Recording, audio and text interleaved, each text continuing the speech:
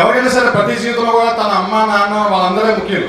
వాళ్ళ తర్వాత నాకు మాత్రం నా జీవితంలో అమ్మ నాన్న చిరంజీవి పవన్ కళ్యాణ్.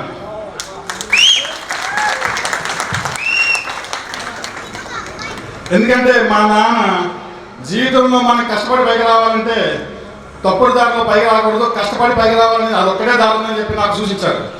మా అమ్మ అందరితోనూ స్నేహంగా ఉండాలి, అందరితోనూ ఒకేలా ఉండాలి అనే ఒక ఈ సొల్యూషన్ నాకు ఇచ్చారు. అందరితోనూ సమానంగా ఉండాలి, అందరితో ఒకేలా చూడాలని.